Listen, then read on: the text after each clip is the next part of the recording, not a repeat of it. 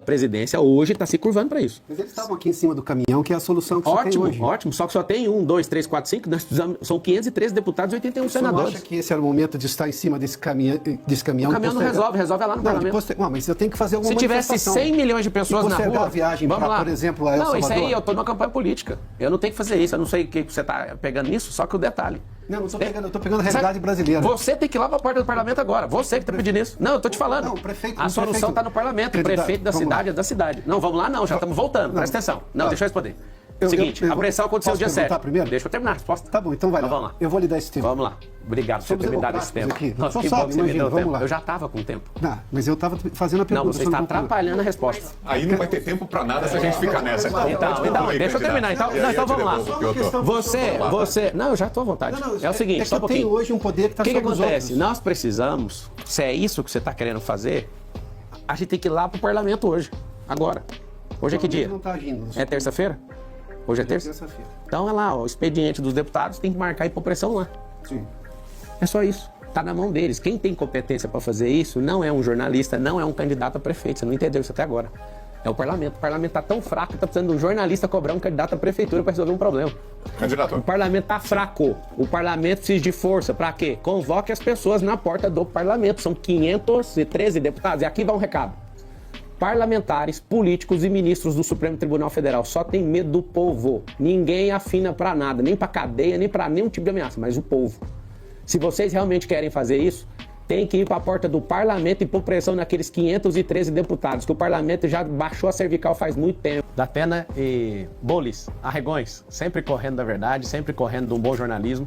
É uma pena não tê-los aqui para vocês só responderem a verdade, né? Não tem como ser combinado aqui. Nos lugares combinados, vocês vão com tranquilidade, né? Já arregaram 2 vezes e vão arregar mais vezes, quantas vezes forem necessárias, se um veículo como esse aqui, que é imparcial, convidarem vocês. Parabéns aí por serem arregões. Tentaram me derrubar, eu caí pra cima. 2 bi, eu nunca vi isso aqui na minha vida inteira. O senhor já sofreu também muitas direito de resposta nas redes sociais. Já várias vezes eu vi o Boulos aparecendo na sua... Invasor, vai invadir o Instagram. Ele recebeu uma ordem judicial. Mas é invasor. Como o senhor explica isso? Porque assim, foram várias decisões contrárias ao senhor. Não tem problema nenhum. Pode invadir aí, já que você não tem audiência, eu te dou um pouquinho de audiência. Comedor de açúcar. O senhor se considera mais preparado para esse desafio? Eu não me considero mais preparado da cidade, mas entre os que estão na disputa, é até vergonhoso falar que eu estou disputando com alguém, né?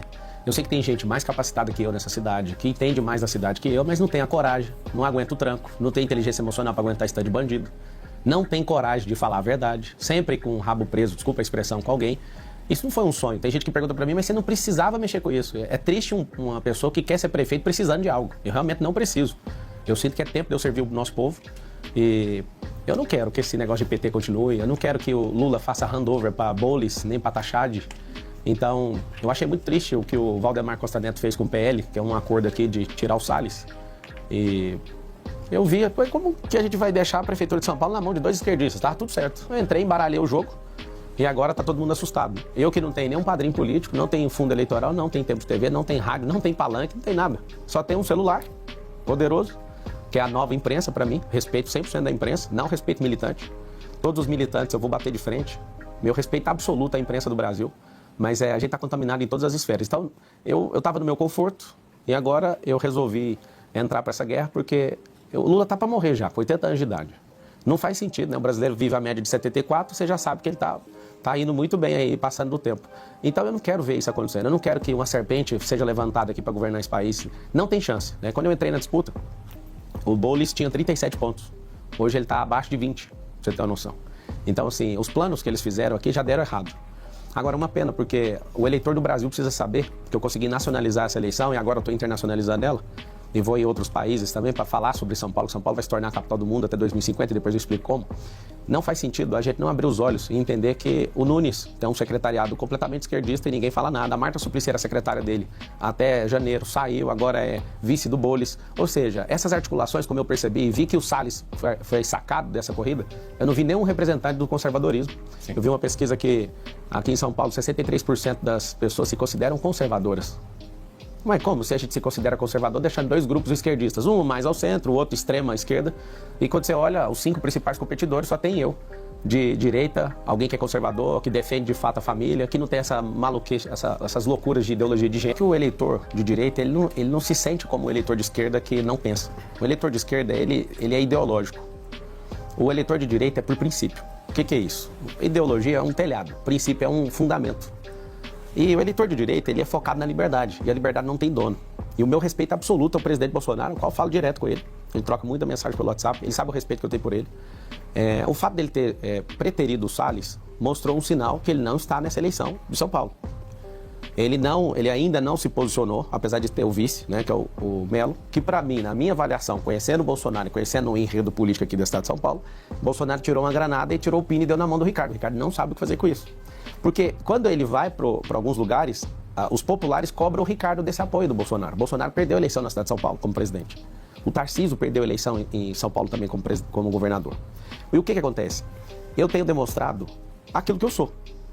Eu nunca vou fazer o que Joyce, Dória, Frota, essa turma maluca que traiu o Bolsonaro. Primeiro, eu não devo nada ao Bolsonaro.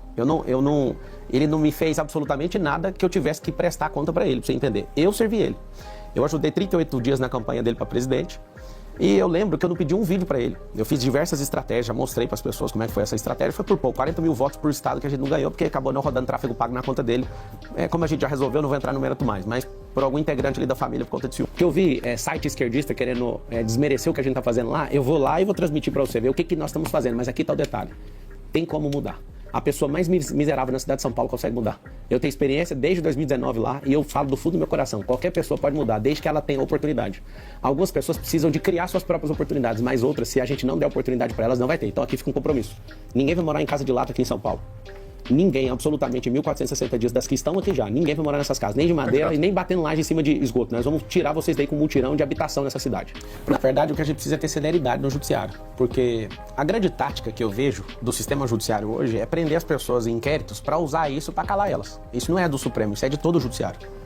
Eu não tenho nenhum medo de falar isso. Quando eu vejo que pessoas estão se posicionando, você pode pesquisar, tem um inquérito. Esse inquérito é uma barganha, isso é uma vergonha.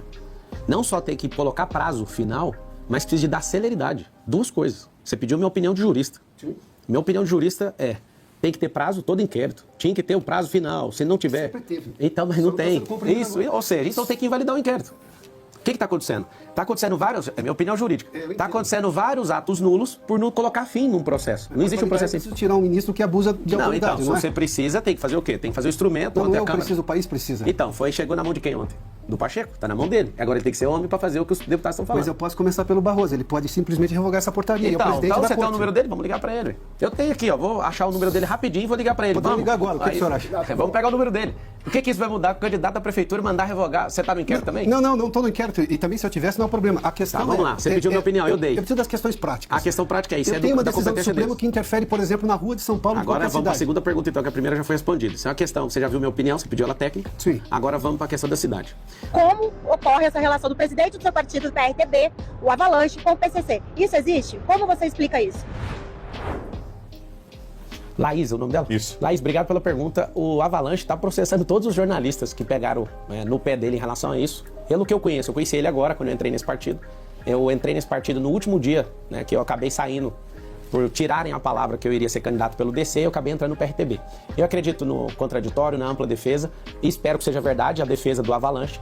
E eu deixo bem claro, a Avalanche não vai ter cargo na prefeitura, ninguém do meu partido, não tem ninguém que eu curvei para falar alguma coisa sobre prometer algo por estar aqui. Mas eu agradeço ao Avalanche, porque ele é o único cara que conseguiu segurar essa candidatura no peito. E obrigado, viu? E se tiver alguma ligação, que seja apurada e que ele responda. Eu não tenho nem político, nem amigo, nem ninguém de estimação que eu vou defender se essa pessoa estiver errada, que ela pague. A gente vai ter que... Se isso aqui fosse uma monarquia, já estava resolvido, porque qualquer um não ia deixar. Agora é uma democracia. Democracia é tripartida. É tripartida, mas o auxiliar da justiça, que está lá no artigo 133. Conversar não resolve, tem que fazer. Então, tem que fazer. Não, mas tem que conversar com o ministro que dá a decisão democrática. Tem que ir lá, mas tem que ir. E a dele vale sobre qualquer outra decisão. E tem que ir Todo lá. o sistema político foi completamente vilipendiado por decisões do Supremo Tribunal Federal. Porque o Congresso Nacional não está assumindo o papel dele, aí faz o quê? Dá o poder de legislar para o STF. O sistema tripartido de poder é um sistema de freios e contrapesos. Sim. Se tiver uma pessoa maluca na presidência, você já desregulou o sistema de freio e contrapeso. Se você tem um Congresso Nacional que é enrolado até o pescoço, na figura dos presidentes, inclusive, vocês fiquem de olho na troca da presidência agora. Vai trocar a presidência do Senado e da Câmara dos Deputados. Quem é essa pessoa? Fique de olho, porque essa é a decisão que o povo tem que ficar assistindo. Só pra você entender, a Dilma Rousseff, ela tomou mais de 50 processos de impeachment e todos foram engavetados. Mas no dia que ela arrumou uma briga com o Eduardo Cunha, ela caiu. E a discussão dos dois pra saber quem era o mais idiota, qual era a discussão? Vamos ver quem cai primeiro. Os dois caíram, os dois. O governo de esquerda não quer criar emprego, ele quer te manter sem prosperar. É a prova. Ninguém fez você prosperar até hoje, nenhum governo de esquerda. É mentira, porque eu já fui de escola pública, eu já caí nessa conversa, já acreditei no Lula, inclusive. Eu já fui de partido de esquerda, porque eu não consegui entrar em nenhum. Esse povo é tudo mentiroso, esse povo não serve pra nada. E faz um M.